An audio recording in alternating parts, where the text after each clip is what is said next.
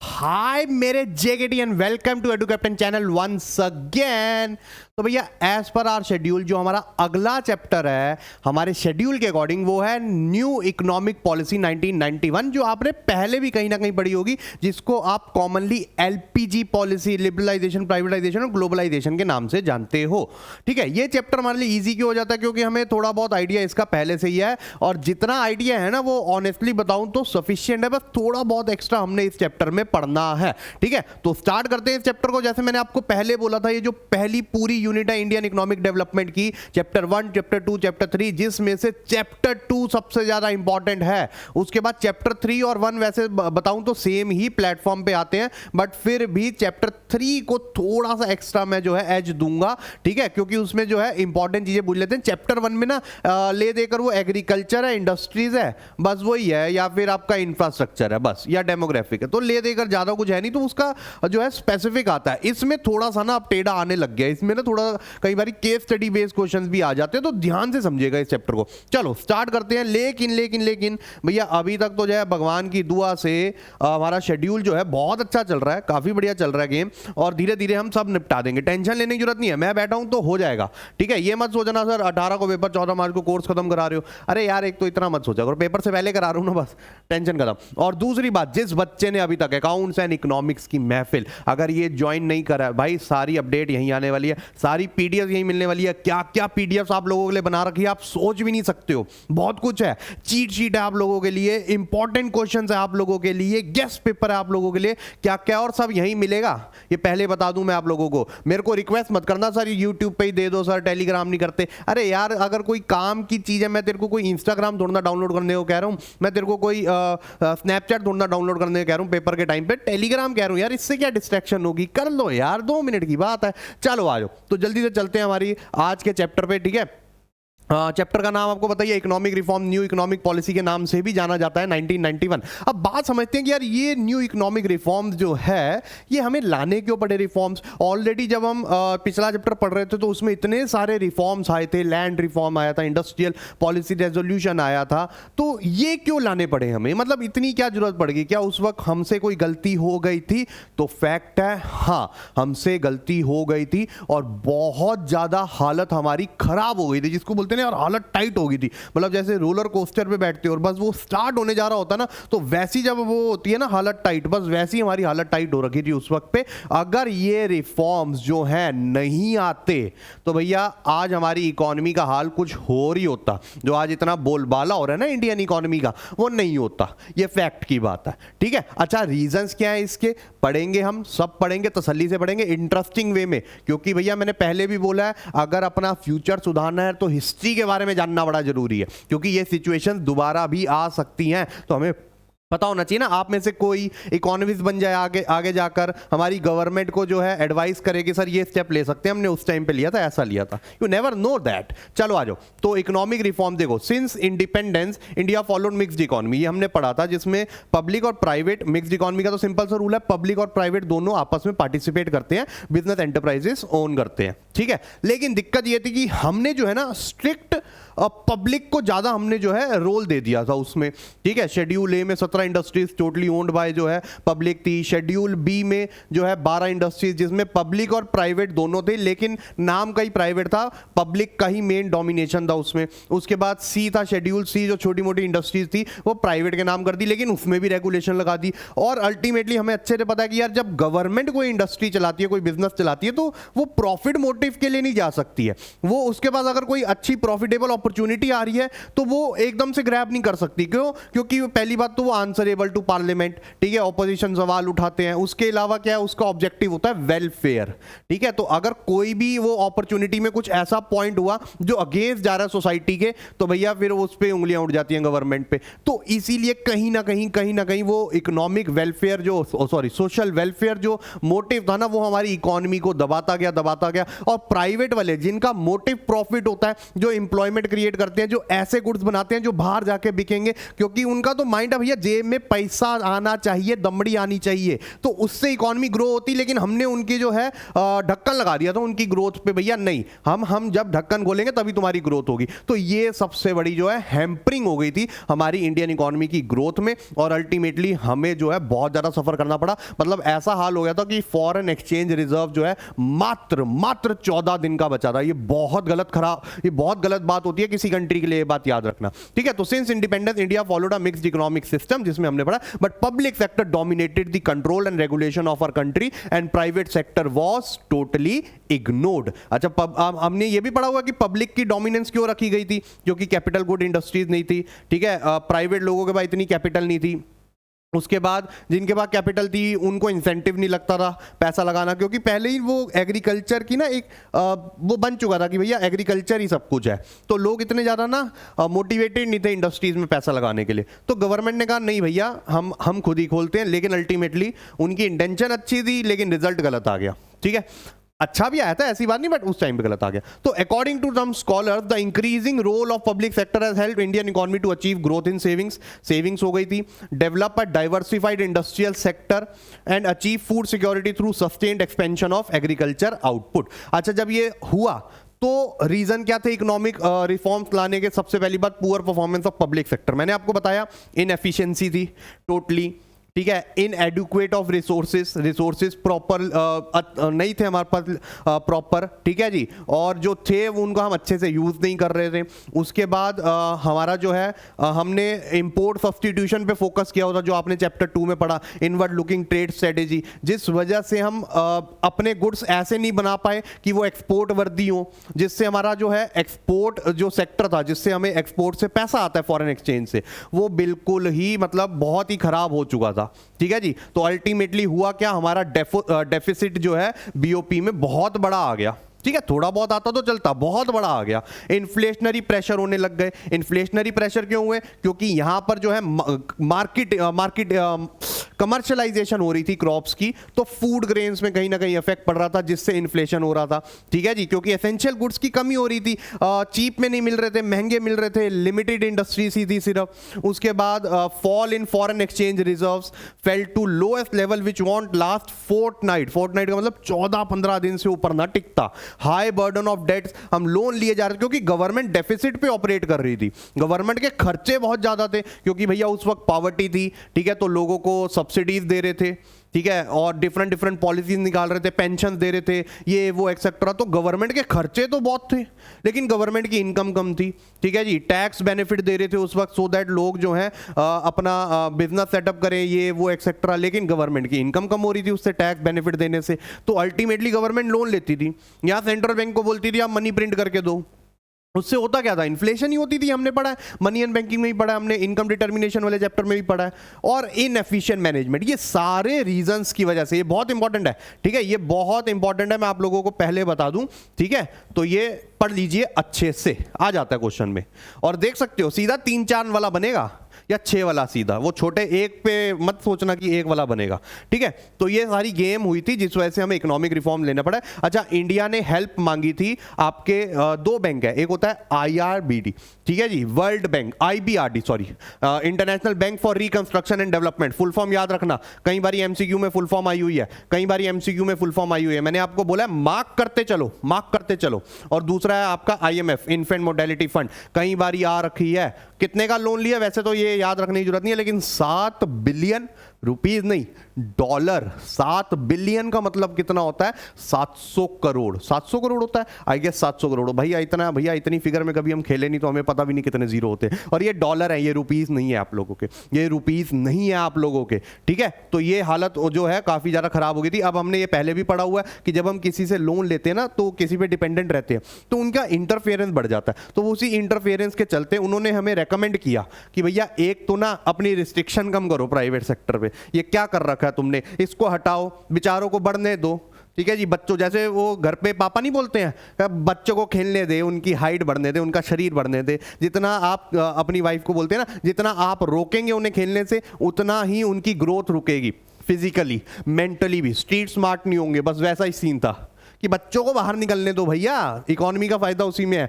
Reduce role of government in many areas, government का role हटाओ, जहां पर जरूरी नहीं है वहां पर गवर्नमेंट को बेफालतू में मत घुसाओ, क्योंकि गवर्नमेंट तो भैया डुबोए, क्योंकि वो डुबोएगी मतलब क्या, क्योंकि यार वो पब्लिक वेलफेयर के पॉइंट ऑफ व्यू से बिजनेस करेगी। उसके बाद remove trade restrictions, trade restrictions हटाओ, ठीक है। तो ये चीजें करो, ट्रेड मतलब वो जो इंपोर्ट एक्सपोर्ट पे जो उन्होंने रिस्ट्रिक्शन लगा रखी थी। उसके बाद न्यू इकोनॉमिक पॉलिसी ली, ठीक है, 1991 जुलाई में ये ली गई थी।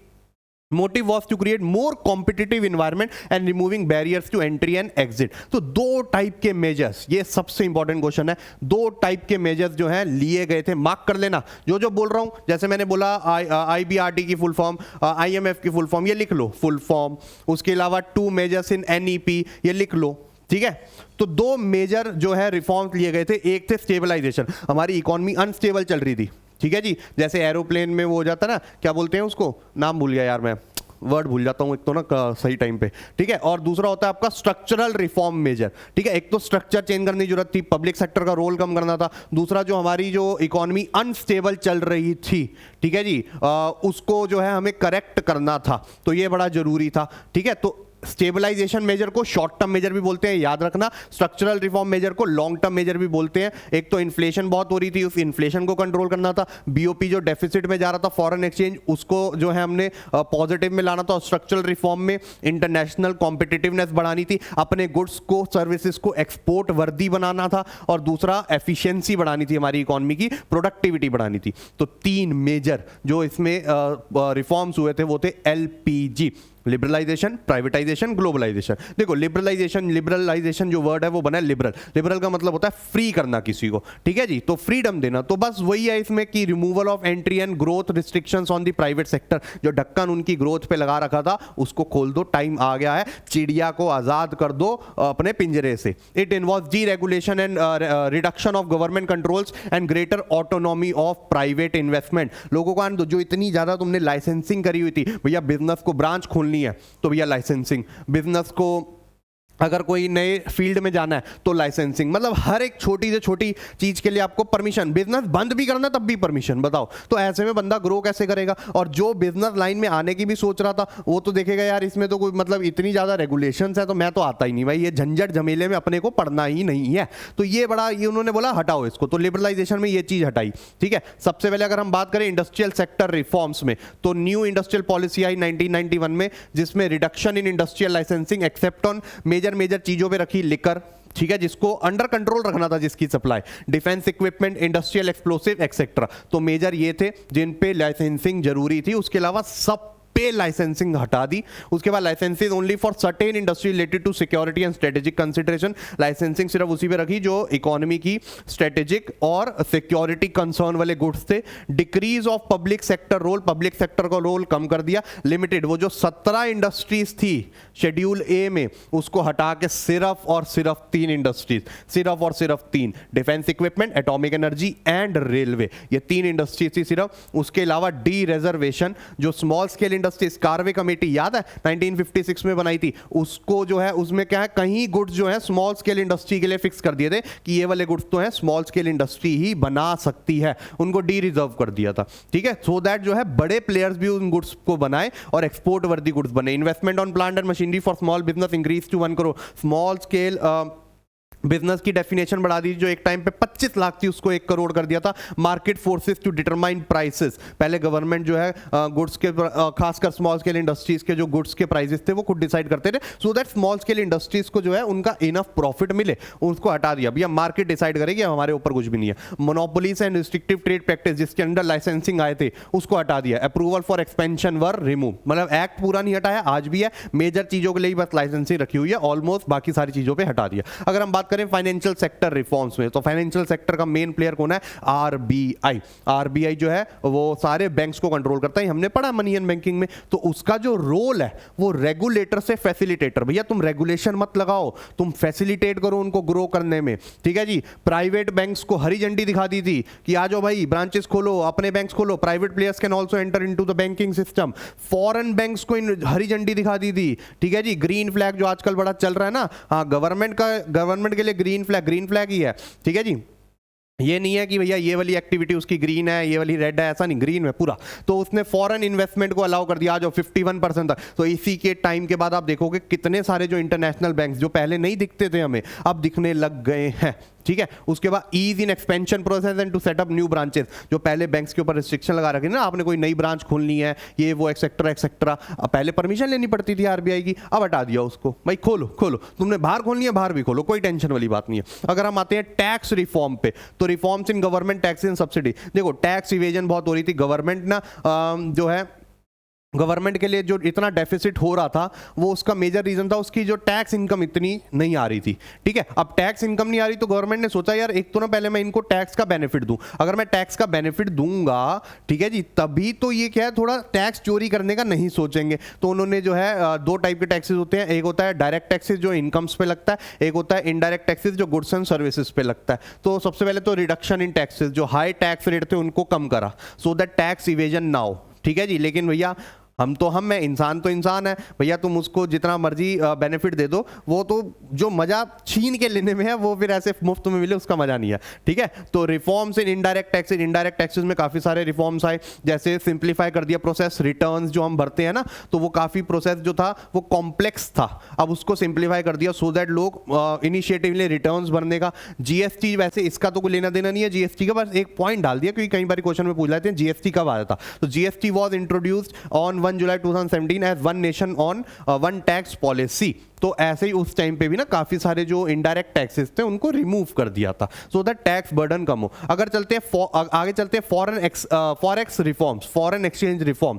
तो उसमें सबसे पहले तो डीवैल्यूएशन करा था रूपी का। अब हमने अच्छे से पढ़ा फॉरेन एक्सचेंज और बीओपी, और हमने ये देखा जब भी डीवैल्यूएशन या डेप्रिसिएशन हो डोमेस्टिक करेंसी की, तो it leads to more of exports, increase of exports and decrease of imports. ये हमने अच्छे से पढ़ा हुआ। तो बस क्योंकि भैया हमारा जो फॉरेन एक्सचेंज था वो बहुत ही खराब था, बीओपी डेफिसिट में जा रहा था, तो उसके लिए हमें एक्सपोर्ट बढ़ाने बड़े जरूरी थे, तो हमने डीवैल्यू कर दिया। ठीक है, उसके बाद वो जो डीवैल्यूएशन कौन से मेथड में होता है, फिक्स्ड मेथड। तो इंडिया ने पहले फिक्स्ड मेथड अडॉप्ट करा हुआ था, फिर उसको चेंज करके मैनेज फ्लोटिंग पे आ गए, जिसमें मार्केट डिसाइड करेगी, हम तभी इंटरवीन करेंगे जब लिमिट्स के जो है ऊपर नीचे हो जाएगा प्राइस। ठीक है, trade and investment policy reform पे जाएं, जो फॉरेन ट्रेड हम करते हैं, तो removal of quantitative restriction on imports and export, क्योंकि हम जो है एक अच्छा एक्सपोर्ट सरप्लस नहीं जनरेट कर पा रहे थे, क्योंकि भैया बाहर से कंपटीशन ही नहीं आ रहा था इंडस्ट्रीज को। तो इंडस्ट्रीज कह रही है इंडियंस तो चलो इतने ही गुड्स से ठीक है, तो अपने को टेंशन लेने की जरूरत क्या है। तो वो कुछ करते ही नहीं थे अपने गुड्स की क्वालिटी को इंप्रूव करने के लिए, तो वो रिस्ट्रिक्शन हटाई, चलो भाई बाहर से भी आएंगे अब गुड्स। तो भैया चाइना से गुड्स आने लग गए, इंडियंस को खतरा होने लग गया, वो हो ये तो सस्ते में बढ़िया गुड दे रहे हैं, तो इन्होंने भी अपनी क्वालिटी इंप्रूव करने लग गए। ठीक है, उसके बाद रिमूवल ऑफ एक्सपोर्ट ड्यूटी कम कर दी, हटा दी almost. Reduction in import duties, ऐसे ही लिखना है आपको ये सारा। ठीक है, उसके बाद रिलैक्सेशन इन इंपोर्ट लाइसेंसिंग सिस्टम। तो पहले इंपोर्ट कराने के लिए ना आपको लाइसेंस लेना पड़ता था, अब लाइसेंस हटाया नहीं, अभी भी है इंपोर्ट एक्सपोर्ट लाइसेंस, लेकिन उसका जो प्रोसीजर है ना, तो वो बहुत सिंप्लीफाई कर दिया। तो आज देखो, आज की डेट में इतने बिजनेसेस एक्सपोर्ट कर रहे हैं अपना सामान, इतने सारी चीजें इंपोर्ट हो रही हैं बाहर से, क्यों? क्योंकि वो प्रोसेस जो है वो सिंप्लीफाई कर चुके हैं। उसके बाद आते हैं अगर प्राइवेटाइजेशन पे, तो सबसे पहली बात, प्राइवेटाइजेशन का मतलब क्या होता है भैया? कोई चीज पब्लिक के हाथ में है, उसको अगर आप प्राइवेट के हाथ में दे दोगे तो वो प्राइवेटाइजेशन, जिसमें गवर्नमेंट अपनी जो ओनरशिप है वो फॉरगो कर देती है प्राइवेट लोगों के हाथ में। तो transfer of ownership, management and control of public sector enterprises to entrepreneurs in the private sector. Over the years several public enterprise were diluted, like IPCL, IBP, Maruti Udyog, ये सारी कंपनीज को प्राइवेटाइज कर दिया था। प्राइवेटाइजेशन दो वे में हो सकती है, एक तो transfer of ownership from public to private, पूरा का पूरा ही दे दिया। दूसरा, कुछ पार्ट सेल कर दिया, जिसको आप डिसइन्वेस्टमेंट बोलते हो। पहले आपने खुद इन्वेस्ट करा हुआ था उसमें, अब आप अपनी इन्वेस्टमेंट को निकाल रहे हो उतना कुछ पार्ट तक का, और उसको बोलते हैं डिसइन्वेस्टमेंट। इसका मेजर यूज किया था, रीजन क्योंकि भैया पब्लिक और प्राइवेट जब मिलकर चलाते हैं ना, तो बेनिफिट होते हैं, क्योंकि उसमें social welfare as well as profit motive दोनों जुड़ जाते हैं। ठीक है, तो बीच का रास्ता निकाला जाता है। Purpose of privatisation is mainly to improve financial discipline and facilitate modernisation. Privatisation को इसीलिए लाए थे कि भैया जो है ये अपॉर्चुनिटीज को ग्रैब कर सके, कोई बाहर से कोई टेक्नोलॉजी आ रही है उसको ग्रैब कर सकें, बाहर के कोई गुड्स अच्छे मिल रहे हैं तो उनसे सीख सकें। गवर्नमेंट इसमें थोड़ी सी स्लो थी तो इसलिए प्राइवेटाइज करना बड़ा जरूरी था, ठीक है। Government also took steps to improve PSUs condition. अच्छा, एक जो है राजा होता रहा विक्रमादित्य, ठीक है, उसकी जो काउंसिल होती थी उसमें क्या करता वो अपने जो काउंसिल को ना स्पेशल पोजीशन दे देता था, तो और उनको ना ऑटोनॉमी दे देता था, फ्रीडम आपको डिसीजन लेने की, जो डिफरेंट डिफरेंट आपको पोस्ट मिली है उससे आप डिसीजन ले सकते हैं, ठीक है। तो ये और उसने जब ये चीज करी तो उसने देखा यार मेरी इफेक्टिवनेस बहुत बढ़ गई है, एडमिनिस्ट्रेशन बहुत इंप्रूव हो गई है, अब मेरी प्रजा जो है वो खुश है। तो गवर्नमेंट ने वहीं से एक कंसेप्ट उठाया और अपनी कुछ पीएसयूज को वो स्पेशल स्टेटस दे दिया जिसको बोलते हैं महारत्ना, नवरत्ना, मिनी रत्ना, ठीक है जी।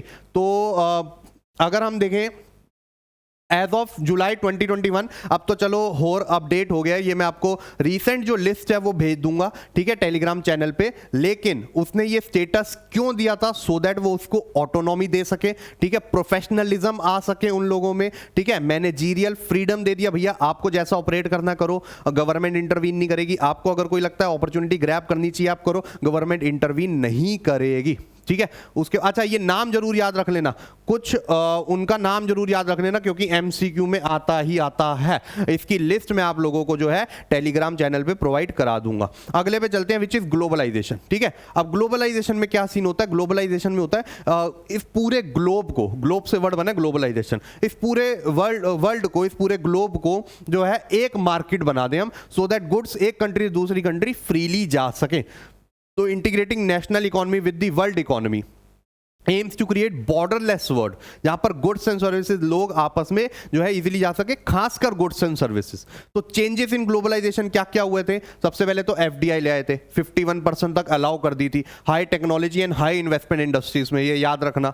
No permission is required for hiring foreign technicians for testing indigenously developed technology abroad up to 1 crore for high priority industry. तो अगर यहाँ पर कोई टेक्नोलॉजी बनी है जिसकी मैक्सिमम वैल्यू खर्चा अगर आपको लग रहा है 1 करोड़ तक जा रहा है और हाई प्रायोरिटीज इंडस्ट्रीज की लिस्ट उन्होंने बना रखी थी उस टाइम पे, तो अगर आपको बाहर ले जाकर चेक करनी है वो, तो आप जाओ, उसमें कोई परमिशन की रिक्वायरमेंट नहीं होगी। रुपी को डी वैल्यू कर दिया था, हमने देखा था, सो दैट एक्सपोर्ट बढ़े, ठीक है। नियरली 20%, बहुत बड़ा होता है ये चेंज। उसके बाद कई लोग जो है वो फेवर में थे ग्लोबलाइजेशन के, कई स्कॉलर्स वो कहते थे भैया इससे जो है शेयरिंग होगी एडवांस टेक्नोलॉजीज की, एडवांस गुड्स की एक्सेट्रा, जिससे जो है बेनिफिट होगा बोथ इकोनॉमीज को, ठीक है, जो जो आपस में ट्रेड कर रही हैं। लेकिन कहीं लोग अगेंस्ट भी थे, वो कहते थे, और कहीं ना कहीं उनका मानना भी सही था, और ऐसा हुआ भी है, ऐसा है, अभी आपको विद एग्जाम्पल बताऊंगा। तो कई लोग कहते थे कि यार ग्लोबलाइजेशन जो है ना वो सिर्फ डेवलप्ड नेशन को जो है बेनिफिट करता है, डेवलपिंग नेशन लाइक इंडिया को बेनिफिट नहीं करता। उसका रीजन उन्होंने क्या बताया? उन्होंने बोला कि यार जो डेवलप्ड नेशन है वो हमारे यहां से टेक्नोलॉजी, हमारे यहां से गुड्स जो है वो ले जाते हैं, लेकिन हमारे जब बारी आती है तो वो बैरियर लगा देते हैं, ठीक है जी, या फिर मतलब वो अपने टाइम पे हमारे बैरियर रिमूव करवा के अपने नहीं हटाते, और ऐसा हुआ है। यूएसए जो है उसने, इंडिया ने कहीं यूएसए कंपनी के जो गारमेंट्स की जो कंपनीज हैं जो यूएस की हैं उनको अलाउ करा हुआ है यहाँ पर, लेकिन इंडियन जो ब्रांड्स हैं गारमेंट्स के वो इंडियन या चाइनीज, तो वो यूएस ने बैन करे हुए हैं वहां पर,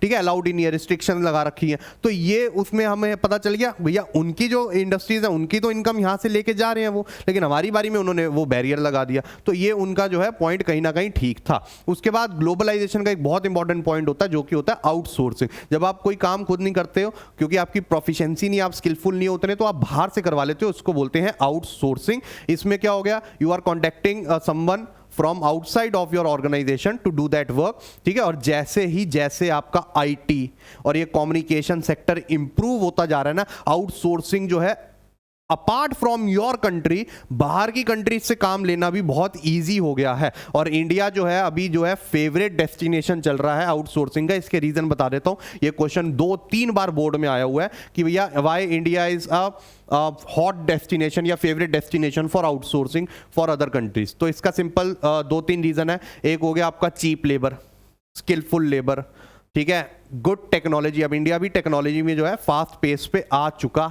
है, ठीक है। तो ये 2-3 रीजन है जिस वजह से इंडिया जो है अभी फेवरेट बना हुआ है आउटसोर्सिंग के लिए।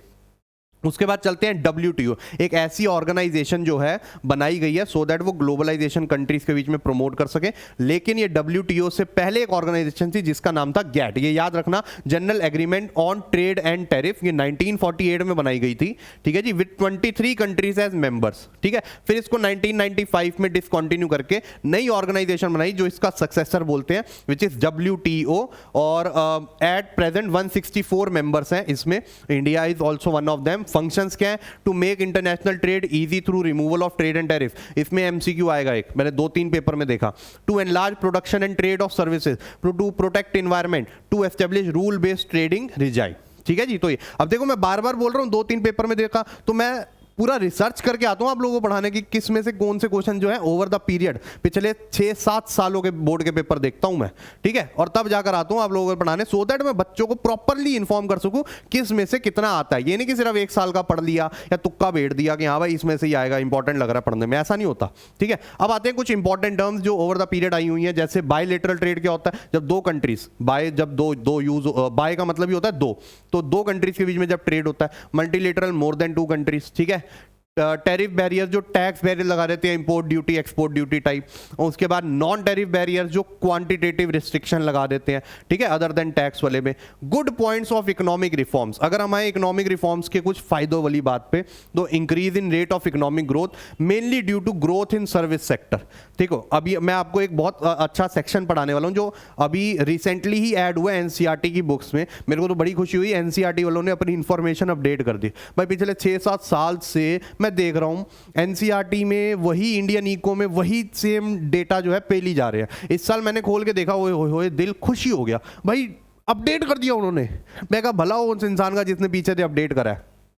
तो increase in rate of economic growth mainly due to growth in service sector, inflow of foreign investment FDIs और ये सब बढ़ा दिया था, तो यहाँ पर जो है सप्लाई बढ़ी थी फॉरेन एक्सचेंज की। Rise in foreign exchange reserve, that was good. Rise in exports, control in inflation, inflation control में आ गई थी। Increase in role of private sector, लेकिन यही अगर हम बैड पॉइंट्स पे है तो ऐसा नहीं कि जो हमने सोचा था पूरा सक्सेसफुल हुआ। ग्रोइंग अनएम्प्लॉयमेंट, ठीक है जी। निग्लेक्ट, एग्रीकल्चर को टोटली निग्लेक्ट कर दिया। पब्लिक इन्वेस्टमेंट हटा दी, गवर्नमेंट ध्यान ही नहीं दे रही थी उस पर। जो सब्सिडीज फर्टिलाइजर्स पे ग्रीन रेवोल्यूशन के टाइम पे दे रहे थे वो हटा दी, ठीक है जी। Reduction in import duties and shift towards cash crops, जिससे फूड जो क्रॉप्स है उनके प्राइसेस बढ़ रहे थे, जिससे जो पुअर लोग हैं उनको जो है उनकी अफोर्डेबिलिटी कम होती जा रही थी। Low level of industrial growth, industrial growth इतना नहीं था क्योंकि चीपर इंपोर्टेड गुड्स अब अवेलेबल थे, जिस वजह से लोग वो प्रेफर करते थे। जैसे आज भी मार्केट में चले जाओ, चाइनीज गुड देखकर ना मन तो ललचा जाता है, यार इतने सस्ते में बढ़िया दे रहे हैं, लेकिन वही है फिर बात, चाइनीज तो चाइनीज है, घर आते ही बुझ गया और कोई गारंटी नहीं। Ineffective disinvestment policy, disinvestment policy ज़्यादा अच्छी नहीं रही थी उनकी, ठीक है। Ineffective tax policy, spread of consumerism. Consumerism का मतलब है अब प्राइवेटाइजेशन है तो प्राइवेट वाले जो होते हैं वो क्या करते हैं, कंज्यूमर की नीड्स के अकॉर्डिंग नहीं बनाते हैं, वो ये देखते हैं कि कंज्यूमर किस चीज़ से अट्रैक्ट होगा वो बनाते हैं। तो लग्जरी गुड्स पे ज़्यादा जो है फोकस हो रहा था रेदर देन एसेंशियल गुड्स। और अनबैलेंस्ड ग्रोथ, ठीक है। तो ये आपके प्रैक्टिस क्वेश्चन हैं, ये बहुत इंपॉर्टेंट क्वेश्चन है, ज़्यादा नहीं है क्योंकि मैंने पिछले जितने भी पेपर देखे उनमें बहुत कम आया हुआ था, तो ले देकर ये आप 10 या 11 क्वेश्चन ही होंगे, ठीक है। इनको अच्छे से कर लेना, आपका बेड़ा पार हो जाएगा, ये मेरी गारंटी है। अच्छा, एक जो इंपॉर्टेंट सेक्शन मैंने आपको पढ़ाना है जो अभी रिसेंटली ऐड हुआ है, और वो क्या है, चल जा भाई 1 मिनट रुक जाओ बस, ये मान नहीं रहा बंदा।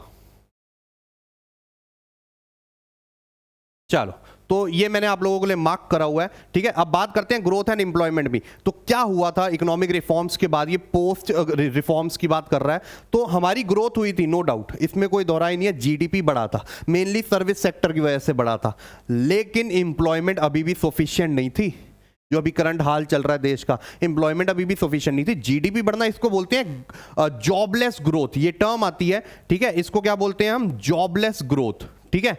तो ये जॉबलेस ग्रोथ का मतलब क्या होता है कि हमारे यहां पर ग्रोथ तो हो रही है लेकिन जॉब्स नहीं बढ़ रही हैं, ठीक है। तो या तो टेक्नोलॉजी अच्छी अडॉप्ट हो रही है आजकल जिस वजह से ग्रोथ हो रही है, क्योंकि ग्रोथ के 2 रीजन है, या तो आप अपनी एम्प्लॉयमेंट बढ़ाओ तो ज़्यादा लोग काम करेंगे तो ज़्यादा बड़े गुड्स एंड वैल्यू सर्विसेज बनेंगे, और दूसरा है अच्छी टेक्नोलॉजी। तो अगर जॉब नहीं बढ़ रही तो अच्छी टेक्नोलॉजी की वजह से जरूर ये हो रहा होगा, ठीक है। उसके बाद अगर हम आगे चलें एग्रीकल्चर पे, तो अभी हमने पढ़ा एग्रीकल्चर को तो पूरा ही निगलेक्ट कर दिया था, जिससे वो बहुत सफर करा। पब्लिक सेक्टर ने अपनी इन्वेस्टमेंट जो है खींच ली थी इंफ्रास्ट्रक्चर और इन सब से, ठीक है। उसके अलावा उनका जो फर्टिलाइजर पे वो सब्सिडी दे रहे थे ग्रीन रेवोल्यूशन के टाइम पे, वो भी हटा दिया था, जिससे स्मॉल और मार्जिनल फार्मर्स को दोबारा सफर करना पड़ा था, ठीक है। उसके अलावा बड़ी सारी जो डिफरेंट पॉलिसीज थी उनमें रिडक्शन आ गया, जैसे एग्रीकल्चरल प्रोडक्ट्स पे इंपोर्ट ड्यूटी कम कर दी या ऑलमोस्ट हटा दी थी, जिससे बाहर से भी एग्रीकल्चरल गुड्स आने लग गए थे, जिनसे हमारे यहाँ के जो डोमेस्टिक एग्रीकल्चरल गुड्स थे वो बहुत सफर करे थे,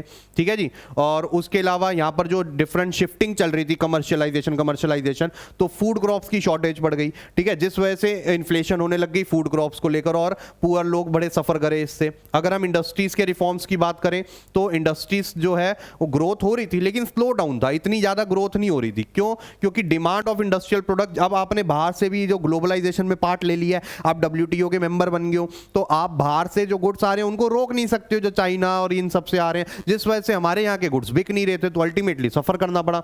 उसके बाद अगर हम चले आगे, जैसे मैंने ये बोला ना आपको, USA ने अपनी बैरियर नहीं हटाए थे, बड़े तेज हैं भाई ये अमेरिकन, ठीक है।